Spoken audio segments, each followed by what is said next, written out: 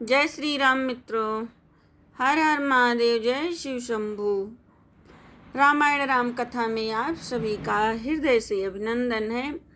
बहुत ही सुंदर संवाद चल रहा है शिव जी का विवाह।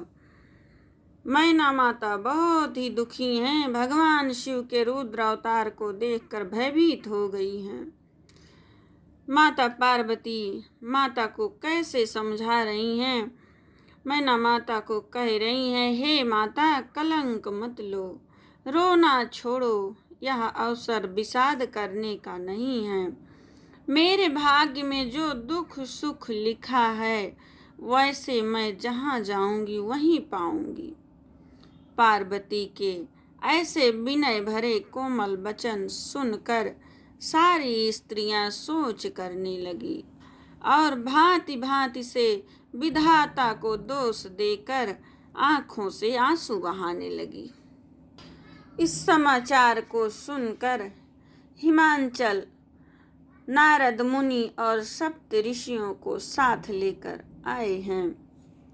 मंगल भवन या मंगल हारी, द्रबहु सुदशरथ यजुर बिहारी। तेहि अवसर नारद सहित अरु ऋषि सप्त समेत, समाचार सुनि तुहिन गिरी गौने तुरत निकेत। मंगल भवन अमंगल हारी, द्रबहु सुदशरथ अजुर बिहारी। तब नारद सब ही समुझावा, पूर्व कथा प्रसंग सुनावा। मैना सत्य सुनहु मम बानी, जगदम्बा तव सुता भवानी। तब नारद जी ने सबको समझाया। पूर्व जन्म की कथा सुनकर सबको कहा, तुम मेरी सच्ची बात सुनो। तुम्हारी यह लड़की साक्षात जग जननी भवानी है। अजा अनादि शक्ति अविनाशिनी, सदा शंभु अर्धंग निवासिनी। जग संभव पालन लयकारिणी, निज इच्छा लीला बपुधारिणी। ए अजन्मा, अनादि और अविनाशिनी शक्ति हैं। सदा शिव जी के अर्धांग में रहती हैं। ये जगत की उत्पत्ति, पालन और संहार करने वाली हैं और अपनी इच्छा से ही लीला शरीर धारण करती हैं।